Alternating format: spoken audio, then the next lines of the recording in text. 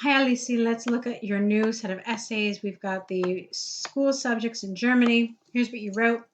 The pie chart shows school disciplines levels of likability in Germany in 2017. The students voted between 7 subjects. You mentioned them. Overall, the most cherished school subject chosen by pupils was PE, and the least favorite was IT. Okay.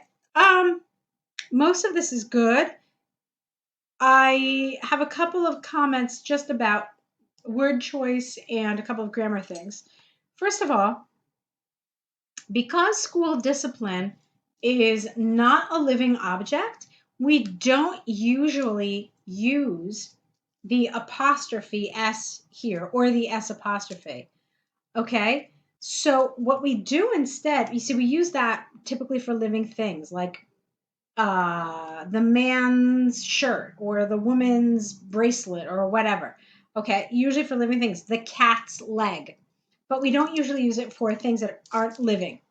So what you could have said here instead was the pie chart shows school discipline, not discipline, but school discipline makes me think of something else. School subject levels of likability. And likability as a synonym for popularity. I guess so. I guess. Although I wouldn't necessarily say that they're synonyms 100%, but I guess it's okay. So why don't we try it like this? The pie chart shows school subject levels of likability. And then school subject is essentially acting like an adjective here.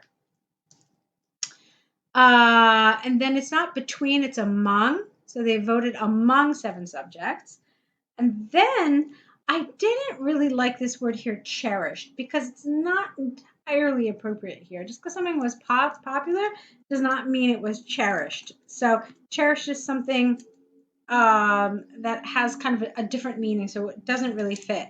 Maybe you could have said yeah, you could have just said popular because you haven't used the word popular yet. You are allowed to use it.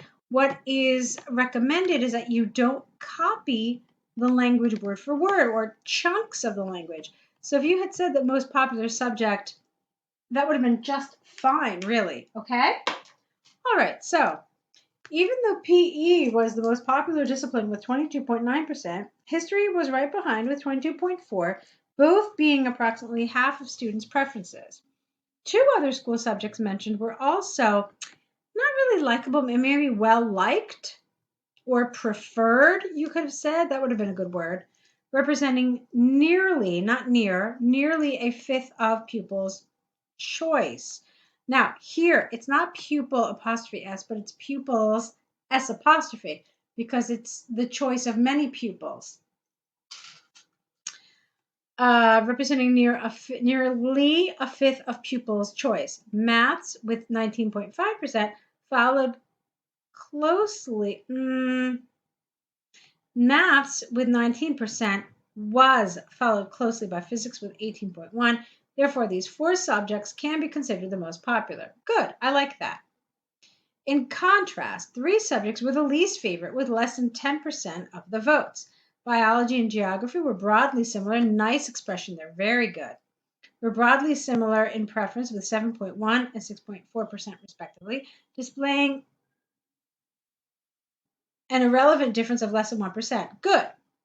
As stated before, IT was the least popular school subject that year with 3.7. All right, this is very nice, Alicia. I really like it. You had some really nice vocabulary. You extended this, and that's really good because that's pretty tricky to do when you have so little information to work with. You only have 7 pieces of data, and yet you managed to extend this really quite well. I like what you did. In fact, one of the things I really liked was this here, right here. You had this lovely introductory sentence to your paragraph. And I really, really like that quite a bit. Let's see. 151. One thing you could have done here was say was less than 10%. 3 subjects were the least favorite, each with less than 10%. That would have been more accurate because I didn't know whether you meant that the 3 subjects together were less than 10 or if you meant that each was less than 10. Since you mean that each was less than 10, you should have indicated that. 3 subjects were the least favorite, each with less than 10%. That would have been more accurate. But overall, I thought this was a really lovely task one. You've done a really nice job with it. So good job. Well done. Let's take a look at what you did here in your task 2 about online communication. Advantages, disadvantages. Let's see.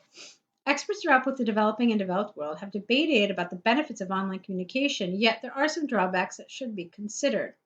I personally believe that a hybrid between how people communicate in the work environment is the most reasonable way. This essay will argue the advantages of online communication in the professional setting.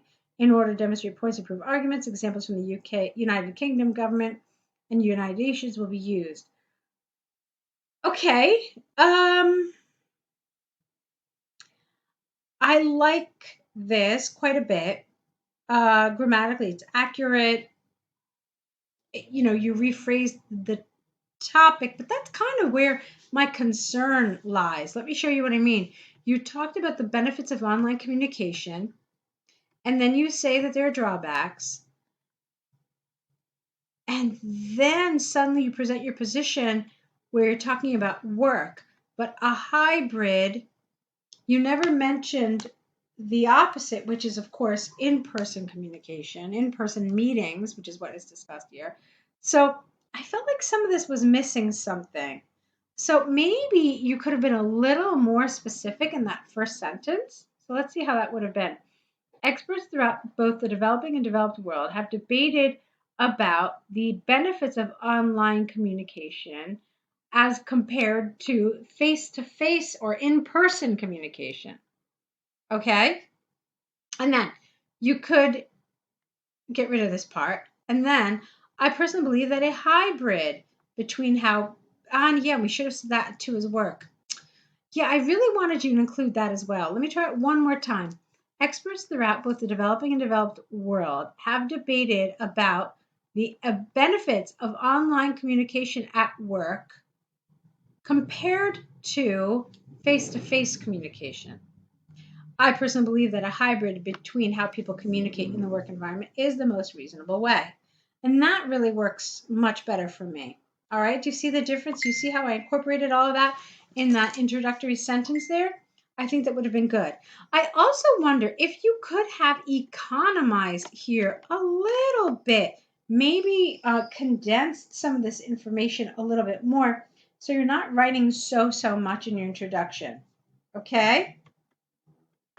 Right. So one thing you could have done here is you could have consolidated some of this by saying this essay will argue the advantages and disadvantages of online communication using examples from United Kingdom and United Nations to demonstrate points and prove arguments.